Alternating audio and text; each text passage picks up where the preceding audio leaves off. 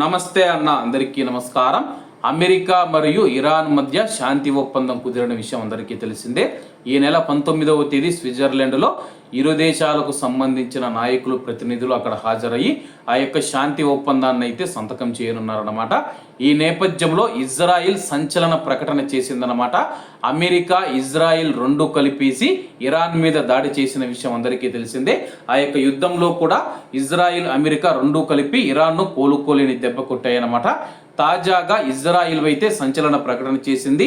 Iran, America శాంతి ఒప్పందాన్ని తిరస్కరిస్తూ ఉన్నట్లు Israel bomb పేల్చింది. Trump చేసుకున్న ఒప్పందంతో తమకు సంబంధం లేదని ఆ దేశ నేషనల్ సెక్యూరిటీ మినిస్టర్ ఇటామర్ గారు వెల్లడించారు.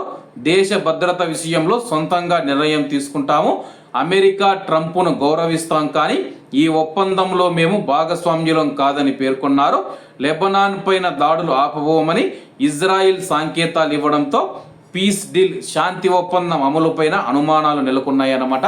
అలాగే ఇరాన్ యొక్క ప్రధాన డిమాండ్ ఏంటంటే కానీ లెబనాన్లో ఉన్న హిజ్బుల్లా ఉగ్రవాదులు ఎవరైతే ఉన్నారో వాళ్ళపైన దాడులు చేయకూడదు.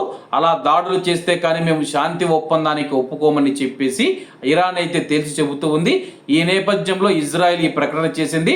మరి అమెరికా అధ్యక్షుడు డొనాల్డ్ ట్రంప్ మళ్ళీ బెంజమిన్ నెతన్యాహు, ఇజ్రాయిల్ ప్రధానమంత్రి బెంజమిన్ నెతన్యాహు ఎవరైతే ఉన్నారో ఆయనతో మాట్లాడేందుకు ప్రయత్నం చేస్తూ ఉన్నాడనమాట.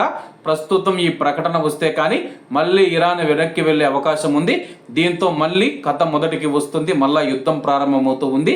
లేనిపోని తలకాయ నొప్పులని అవుతాయి అనమాట. అలాగే జూన్ 19వ తేదీ ఈ యొక్క శాంతి ఒప్పందం మీద ఇరు దేశాలు సంతకం చేస్తే కానీ హార్ముజ్ జలసంధి ఓపెన్ అవుతూ ఉంది. కువైట్ మరియు గల్ఫ్ దేశాలు మనం చూసుకుంటే చమురు యథావిధిగా అయితే వ్యాపారం చేసుకుంటూ అమ్ముకోవచ్చు, మునపటి మాదిరిగా ఉండవచ్చు అనమాట. మరి ఇజ్రాయిల్ను అమెరికా అధ్యక్షుడు డొనాల్డ్ ట్రంప్ ఏ మేరకు నియంత్రిస్తాడో, లేకపోతే ఇజ్రాయిల్ మళ్ళీ లెబనాన్ మరియు ఇరాన్ మీద దాడులు చేసిన ఆశ్చర్యపోనవసరం లేదు. ఏం జరుగుతుందో వేచి చూడాల్సి ఉంది. కాబట్టి అందరూ బాగుండాలి, ఎందులో మనం ఉండాలి. అందరికీ నమస్తే అన్న, జై హింద్.